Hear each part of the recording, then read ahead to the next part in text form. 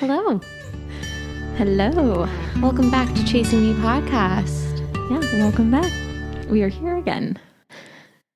This week, we really want to deep dive into how do you deal with uncertainty or times of uncertainty or things that are uncertain in your life.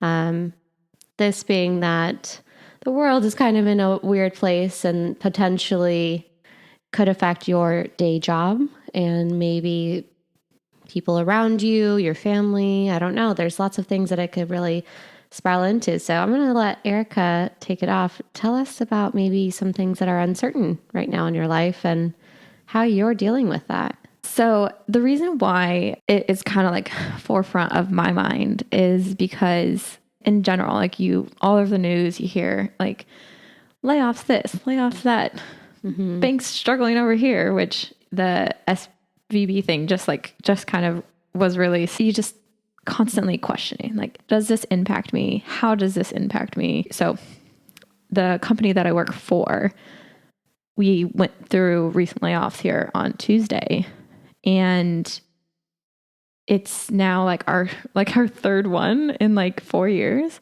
I'm fortunate to still have my job. Like I should preface that. Like I didn't lose my job, which I'm very thankful for. And I am very sad for the individuals who did, because I've worked with them for so many years, and you just know that the like positive impact they had on the company. There's some people that got let go that were like so into our company culture, and like they just breathed like and lived the work. And I'm just like, it really breaks my heart. How do you deal with this? Like, and I'm like single. I don't have those like big responsibilities. I don't own a house yet. Like, I think what I maybe wanted to talk about was, how do you deal with kind of juggling? How do you deal with it? Juggling all of that, because we all deal with things differently. And I think, just like I mentioned, two people getting laid off potentially could have two very drastically different responsibilities in their life. And you could have just taken on like a mortgage. Like you never know what people are dealing with. So it's hard. Can I ask, have you ever gotten laid off? It really wasn't a layoff. The company, two companies, they closed. So that is a layoff. Technically, yeah. But it's not like the business still existed afterwards. It was just like the company itself shut down. So 2 times. I'll go through it real quick. Once was in college. I was working at a restaurant, and I was like the barista, and they had a couple locations, but it was in LA Live, and they just decided to like, we're going to shut this location down. So, but I was like in college. How did you take that? Your first layoff? It is a layoff. You didn't have any income after. I just found I think at that point I already had 2 jobs. So like I had 2 jobs. I was like, okay, I'll just go get. Okay. That one didn't impact me too much. Okay. But the one, I was working for a startup. It was for a small medical startup, and we only had about like 15, 20 people. So very small, very, very small startup. Yeah. And I managed a couple call center representatives. And one day, I just remember our co-founder. So we were in Pasadena, like a small incubator. Okay. And I remember the co-founder, she like brings me outside, and she's just like, so we're closing the business down.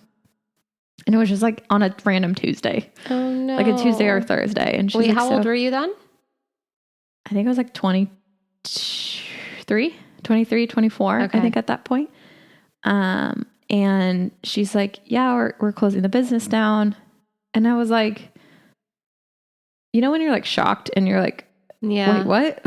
Like, she's like, yeah. So things happen very, very quickly when businesses shut down. Now I know from experience from my own business, like, and it was just me. Yeah. But like things happen very rapidly, when a business closes, and like it very rapidly, but like drawn out, it's weird.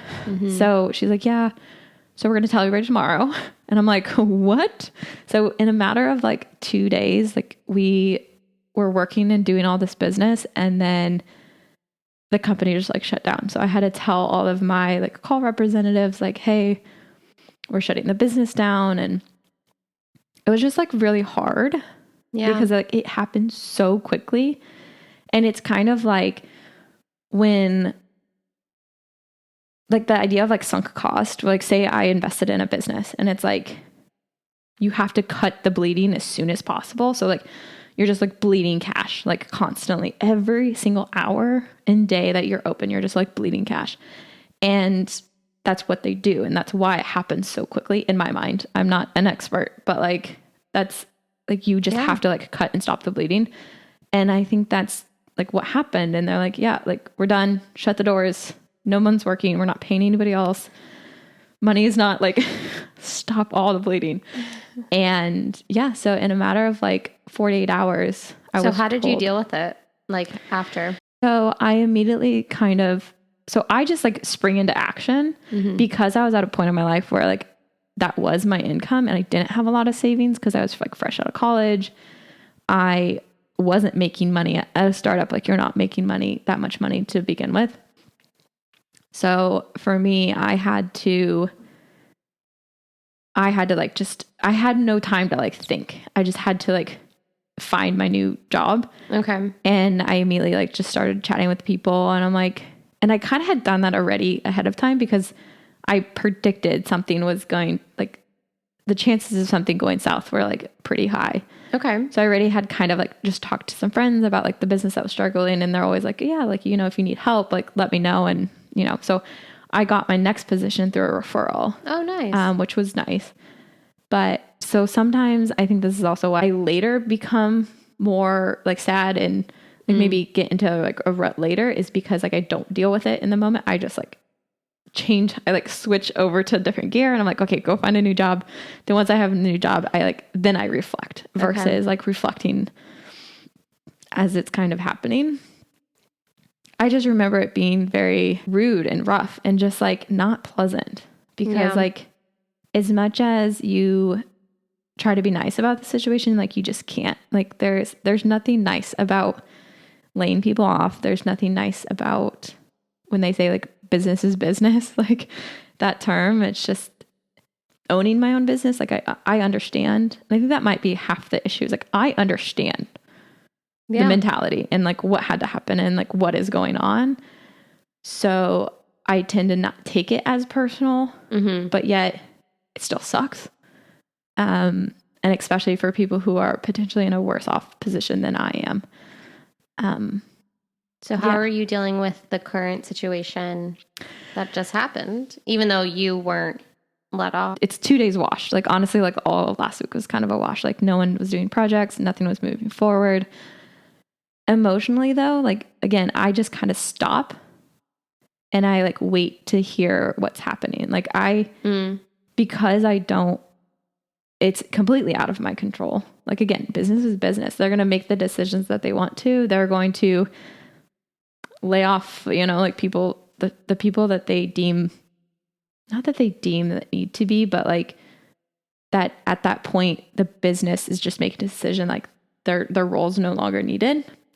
Which knowing who got laid off at the company, I'm like, I don't know how that decision ever got made. But again, so I'm always kind of intrigued by like how decisions are being made, but like I understand at the end of the day, but I think it kind of comes down to, because it's not my business, my own personal business, like all I can do is like sit and wait to see where that new direction is going to lead us. Yeah. But I kind of do. I just like sit back and let the cards fall where they are. And I think for me, that works because I can't make a decision until I know what the cards are. Okay. So are you currently still in like a undecided? Yeah. The business itself like has not provided us like their new direction. I believe that's coming next week. Okay. But yeah, until then, like all I can do until like the last couple cards are like flipped over, I can't make, like, there's no point in me wasting my energy on something that I don't have all that information. Okay. So for me, it's like energy saving. Nice. Over here. But do you feel like that relates to like, can that correlate with society and like the economic situation that we potentially are going into? knowing your own exposure to certain issues, I think is what you need to realize, like, or I try to realize, like, Okay. again, I'll just speak to myself, because again, it doesn't work for everybody, but it's understanding your exposure to fluctuations in the industry. Okay. It probably sounds like I'm speaking like a business, but I think of my own personal money as like a business. Okay. Because like I have so much in savings, and I know that if an opportunity presented itself, I could either take part in that opportunity. Like that's where I want to get to be.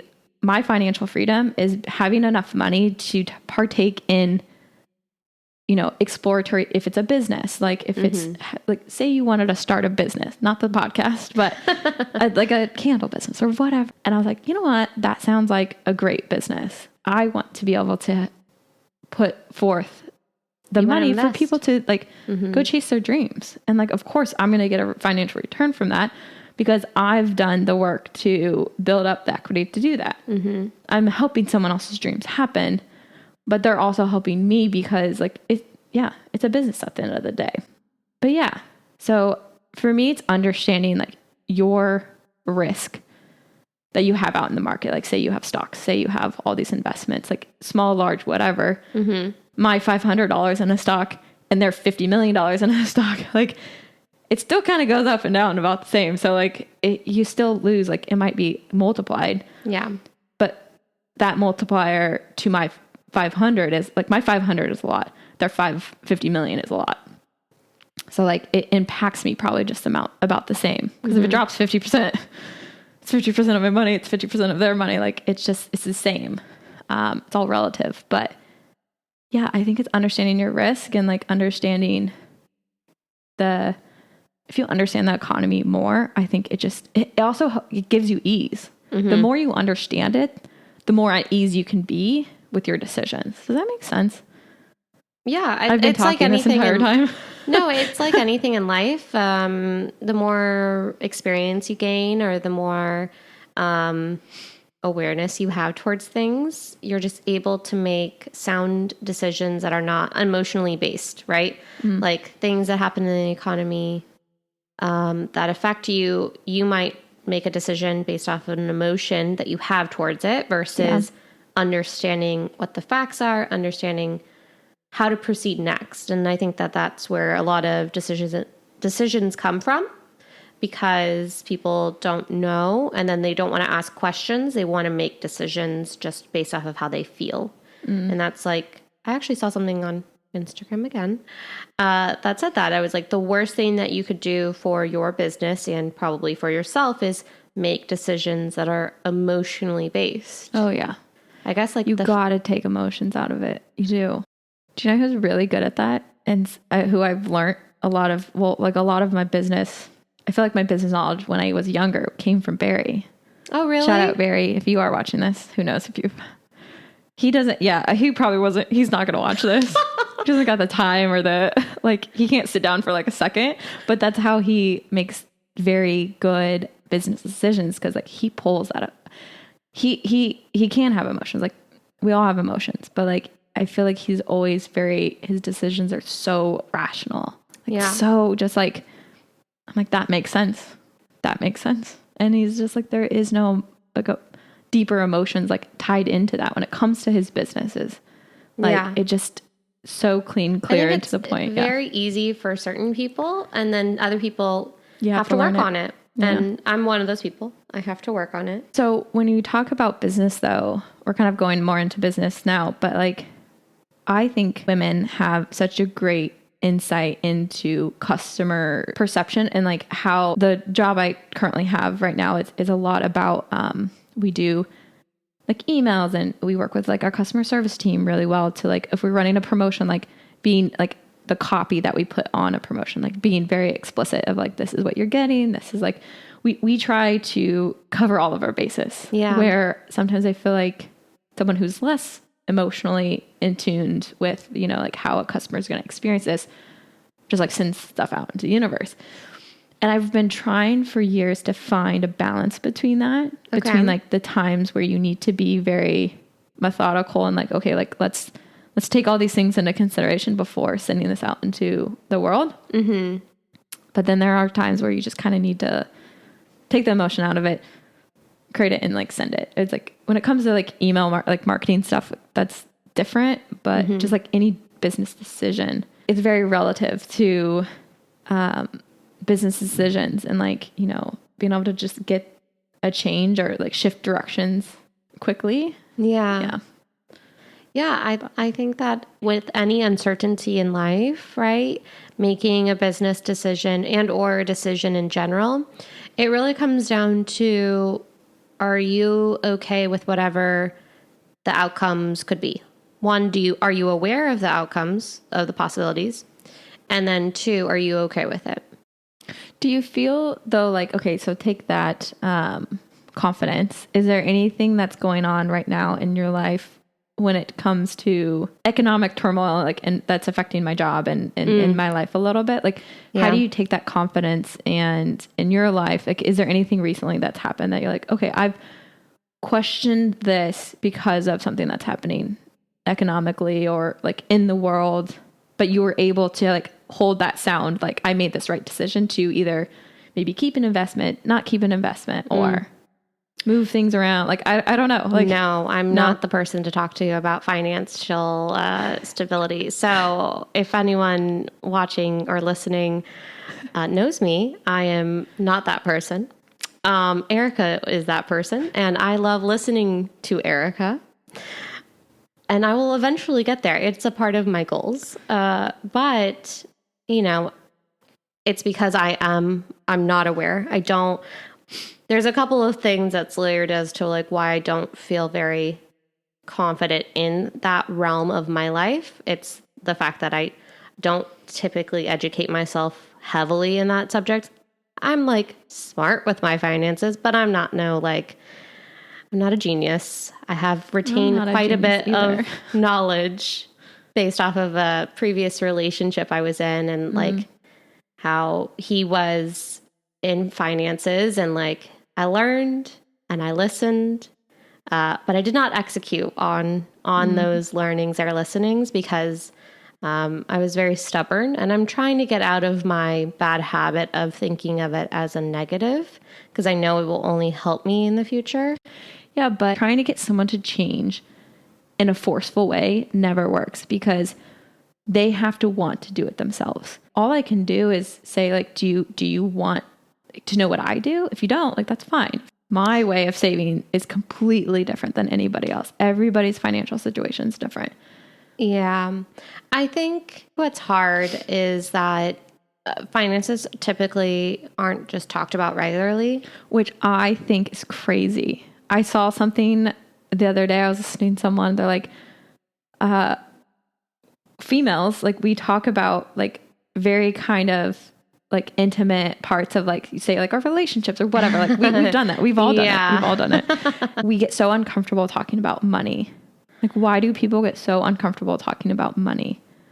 Yeah. Sorry, I'm like jumping around. I think that there is something there, and it does, even talking about it now, it's not my favorite subject. But I think that at the end of the day, for me, what I have to realize is that since I know my why, right, in my life, I know my why.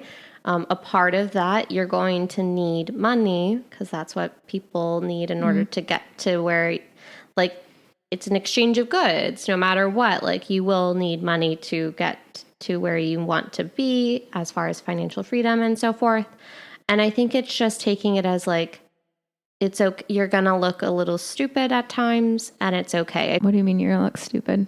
Because you're just not going to know everything. Like, it's one thing to like make this podcast, it not be the best quality, and us putting it out there, right? Like, that's one thing.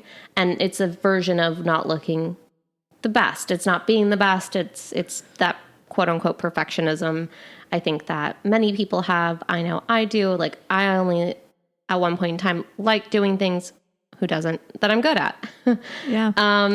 And that come naturally easy to me, right? And because it doesn't come naturally easy to me to talk about money and or to understand necessarily like what other people are doing, it's a very big, very broad subject in general that it takes time to learn. It takes time to understand it. And there's so many different opinions on what's right and what's wrong and what you should do, what you shouldn't do. And should you take risks? Should you not? Like, there's just so many opinions out there that I think it's hard to know where to start. It's hard to understand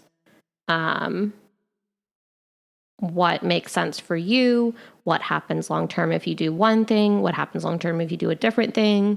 But at the end of the day, I think understanding and being willing to listen to other people is the first step. And then acting on it is the second. And then finding what works for you is the third. Mm. Yeah, I definitely think it is one of those things that you have to kind of educate yourself on, like you said, and then see how it relates to you. And I think it's good to understand the advice, like from all points of view. Like I'm always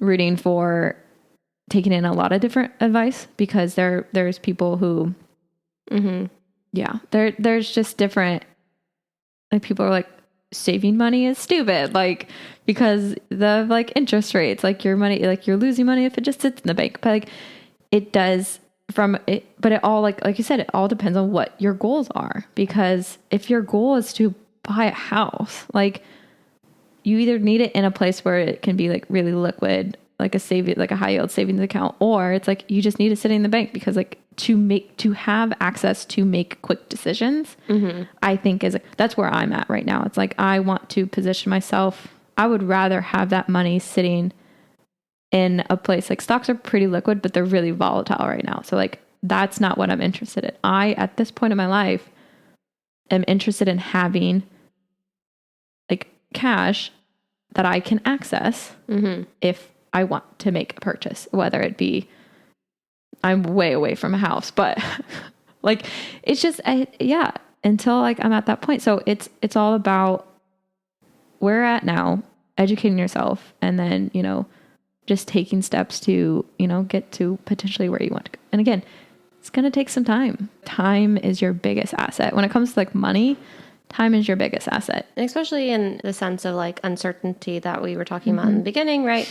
When you think about money and uncertain times, like in order to have a good, sound mind in making decisions, you need financial freedom with like understanding, like you have a runway, you don't need to worry, or you can make decisions during a time of uncertainty that like would benefit you. And I think that when we are young, it's not necessarily something that think about. Like I've always been here for an instant gratification. Like I like spending my money. It's part of my problem. I like doing fun things, and I don't always think about the long term. And then when you're there in that long term moment, like looking back, you're like, oh, that makes sense. Why people were so like adamant on certain things. But it's, you have to go through your own experiences, and you have to like see it for yourself, unfortunately. And all you can do is hope that people learn from your mistakes, because like if you are in your 20s, why not? Did you know that emojis are now considered a financial advice? Language? Yeah. Wait, what? Yeah. So I think you can get sued if you use certain emojis, like the rocket ship, the money bag, and like the index chart. If you use that with a statement about like investing in something, that is giving like financial advice, because you're basically stating with these emotions. It's like going through. What? Yes. Look into it. What? Yeah. That doesn't So be make careful any of the sense. emojis you use. Not that I'm using those. Don't use like money bags. Well, I wasn't like, going to. The rocket ship. I wasn't going to, but still, it's very strange. But that's what that is what the financial world has come down to, is young people following influencers and other people who are making lots of money. It's kind of like gambling. It is gambling. It's a sort of gambling, in my opinion. Like in my opinion. Too. If you It's don't know what what you're it doing, sounds it's like. That's all. anything. If you don't know what you're doing, it's gambling. Like if I don't know, But isn't there's gambling that takes skill? I call that risk. So like intelligent No, I risk thought that taking there's- and gambling. Like there's gambling, gambling is, in my opinion, is like blindly. No, say like Vegas gambling. Aren't there games that technically are supposed to be like skill related, not just gambling? Well, if you're talking about like craps, I love the game craps, and it's all about odds. So like, yeah, you can strategically play to your odds as much as possible, but you're still gonna lose. So like, yeah, I could sit there and Doesn't but like it's just poker odds. take skill? If you're like playing blackjack, like you can count cards, like, but that's illegal. Not blackjack, poker. I mean, skill like, being like bluffing, yeah. Because at No the idea. end of the day, it's a game, like it's just calling like your cards. So it's No idea. Don't gamble. anyway, gambling versus risk. Like honestly, I see that difference being gambling. Like even when I go to Vegas and like I play craps, like Yeah.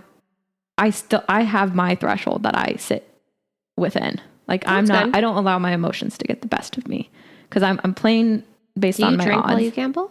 Do I drink when I gamble? Yeah. At Vegas? Yeah, heck yeah, they give me free drinks. I'm like, one more please.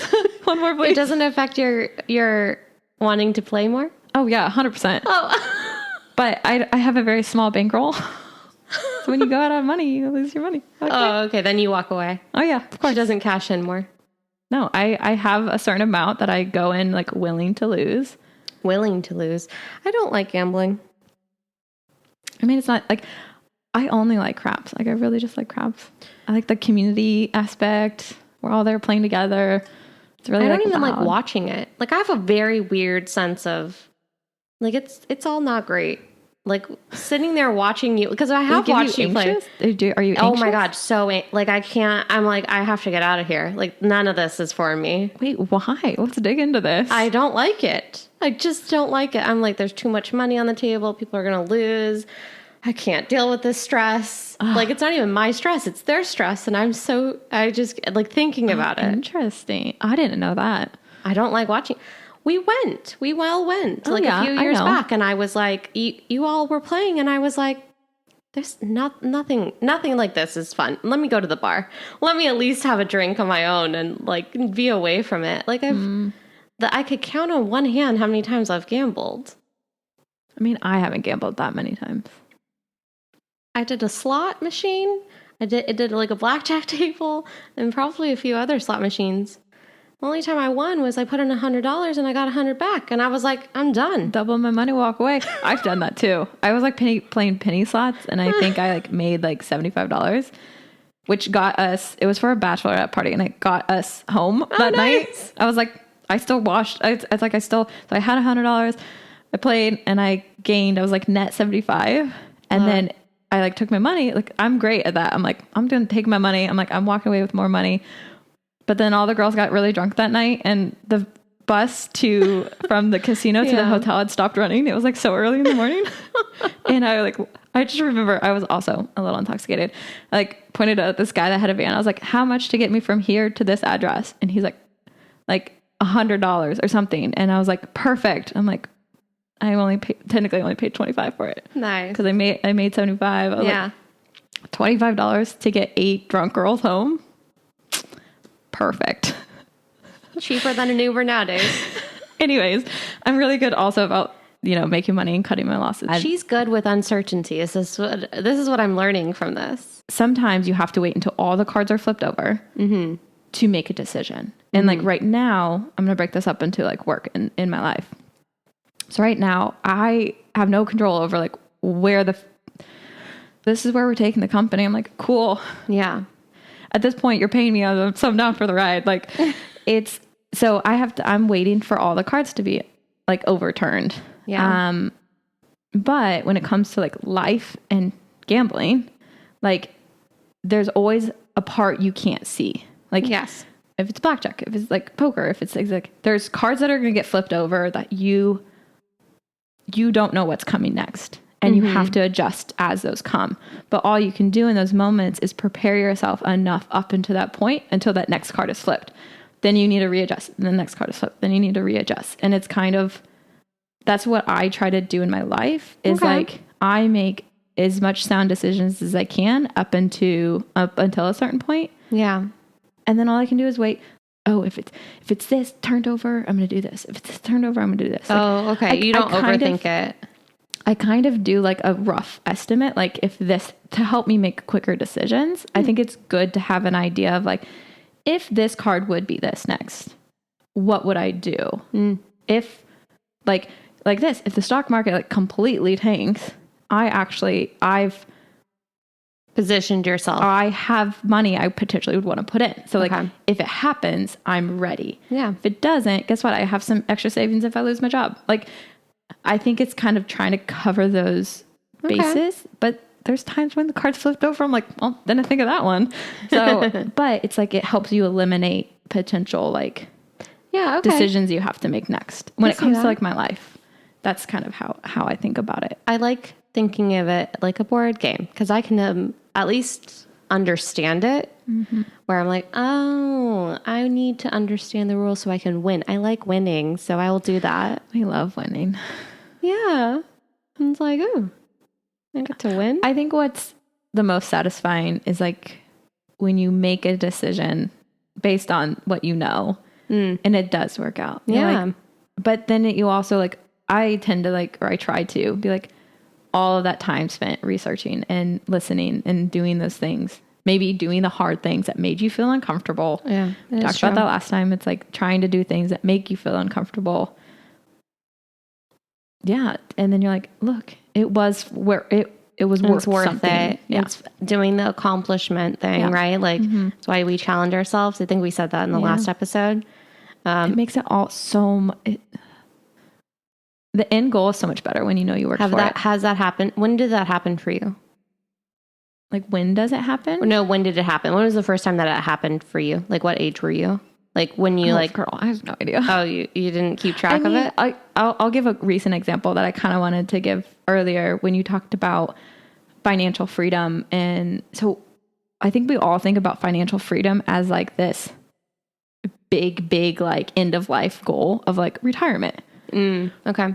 I've found that for me, and this is just because like I like in college and like at like like when I first moved out to LA and then probably just like the last like 4 years, like I finally feel like I'm at a point where like I can breathe. Okay. Which is very stressful. And I've like gone through it and I don't want to go back there. Okay. But when we talk about financial freedom, we think it's this like big retirement goal. Like, no, like I weirdly felt when I had like, say, small goals, like when I had $5,000 in my bank account, I was like, oh, I like that.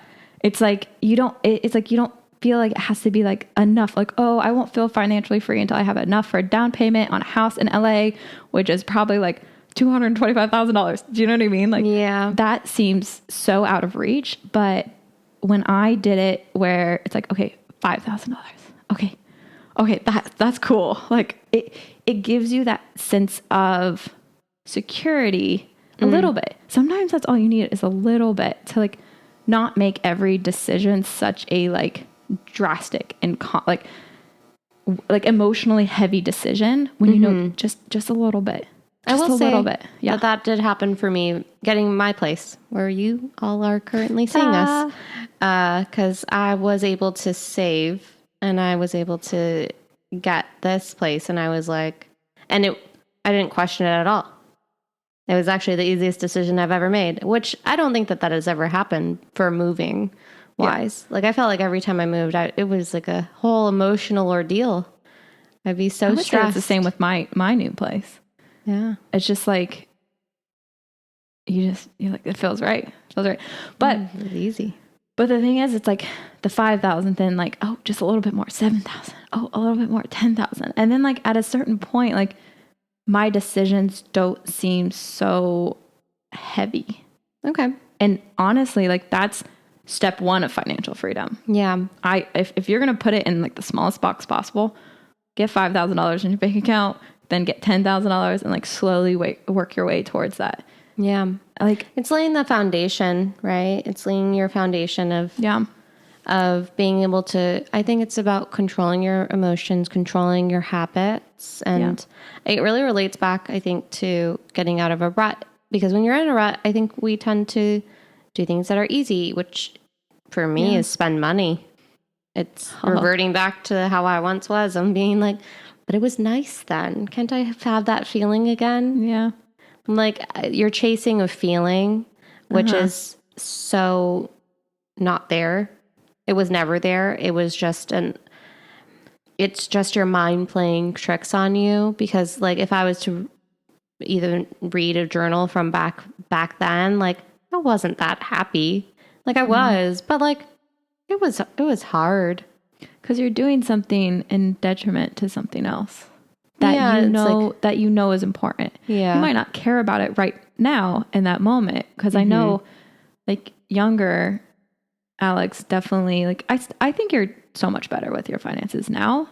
But just in general, like you're doing it at the detriment of something that you knew was important, but at the moment you didn't care about. Like you didn't care, like it wasn't a priority for you.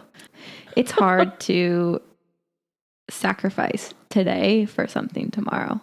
And I think again, that goes back to like achieving those goals. I was talking to Nikki the other day, and our friend Nikki, and what I was telling her, I believe briefly, was like, I know I'm really good at like those short-term wins. Yes. Like I made the decision, like I'm moving.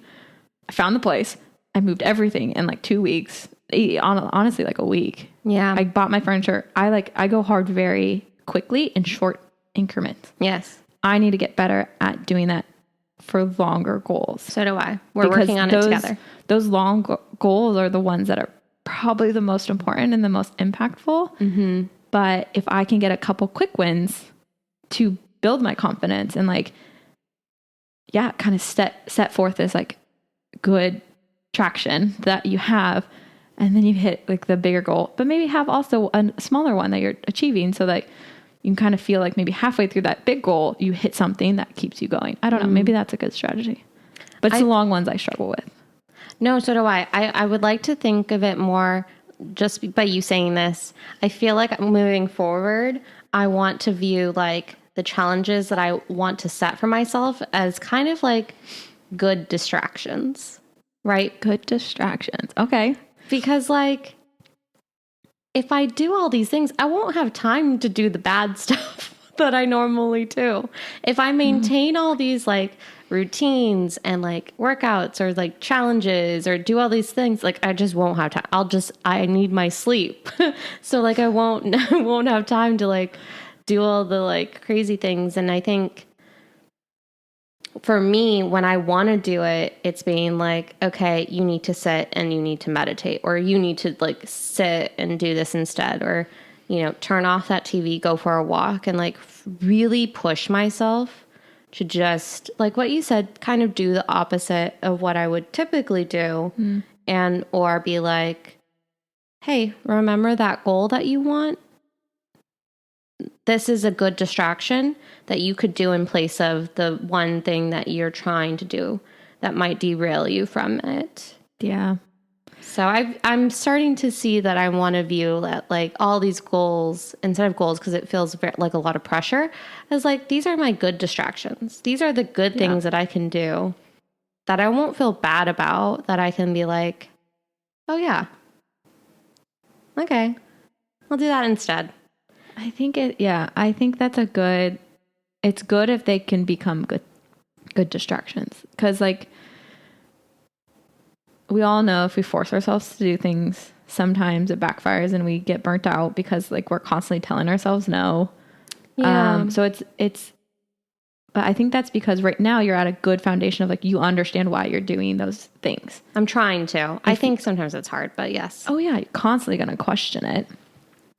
It's always going to be like you're going to constantly be like, okay, am I still in line with this? Yes. Am I still in line with this? Yes. But it's finding that balance between being too forceful with yourself which would lead to the burnout. And then like in me trying to do everything in 1 week, like starting it all and forcing it into my life versus like, I think this is like, as you said, like a good distraction too. Yeah. Cause like just being healthier, like just in my mind, like I want to wake up every day with like, I want to wake up and like, I have something to do today, like having a purpose. Yes. I think purpose is like a big one that I would love to at some point dive into, but like, I like purpose. Purpose. Well, I think part of like that whole thing is like the intention behind this, and sitting down and having these thoughts intentionally puts us on a path every day throughout the rest of the week until we come back and we sit back here for us to continuously think about it and or reflect on it. It's like front of mind all the time. And I think it'll help me like revisit the things we talked about. And like, yeah, because like I said, she's been such an inspiration here recently that like, I'm like, okay, yeah, be more like Alex. Be more like Alex. No. Look at what she's doing. You've inspired me today because like, you know, like I put the things that are easy for me up in my forefront of what inspires me for my why. And the things that are hard still stay in the back. And I'm like, eventually that will fall into place. But like it all needs to get cycled in, right? Like it's like a revolving table. And if I skip a section, it's not going to get touched ever because I keep skipping it. And it's good that we have these conversations for myself too. And like you inspired me too. Cause I'm like, okay, I'm going to think of things as like good distractions. And like when I want to order Postmates, I won't, and I'll save that money instead. Put some more food in that fridge. Listen, I do eat. I just tend to do the easy way out, which is my problem. Like what I realize is that I utilize the apps too much to, ease my like stress level. Cause like daily stressors, like going to the grocery store, which typically wasn't ever a stressor for me. But like when I have so many things on my mind, having somebody else do it, I'm like, oh, thank you. You go get that. You bring it to me. I don't need to worry.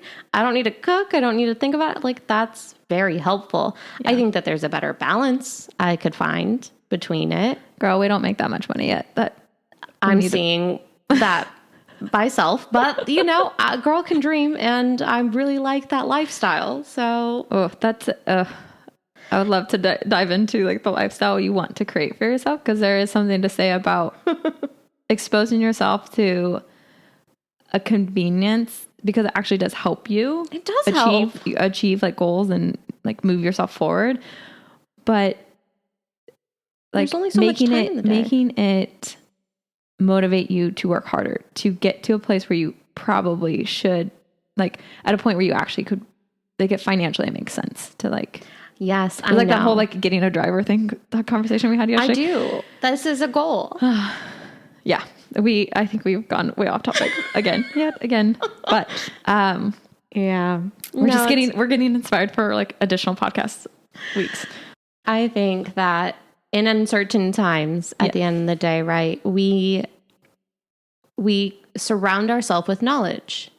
That's what we should do. I don't know if I always do that, but like it sounds from like what you said, that you surround yourself with knowledge to make decisions in a somewhat unemotional capacity. Yeah. And I would like to do that more in a financial world and like an economic way. That's what I'm taking away from this conversation is I need to just immerse myself a little more than I typically do. If you want to tune in to listen to us talk more about, quite a few topics. I think we kind of wove in a few other things other than how to deal with uncertainty. But I appreciate you sharing because I feel very inspired now. I mean, I think it's a heavy topic, and I think as this rest of this year unfolds, it'll probably be brought up again. Yeah. Because this year is definitely going to be a unique one in my perspective. Like, yeah, they're all unique, but this one is going to be the most relevant, continuous. relevant. probably topic for this year, maybe. Definitely. But yeah, so we appreciate you tuning in. Like always, you can find us on YouTube, Spotify, Apple Music, and then Instagram and TikTok as well. Yeah, and we are posting again each week, or we're going to try our best to. So yeah, thanks for joining us, and We'll talk soon. have a good day. Bye.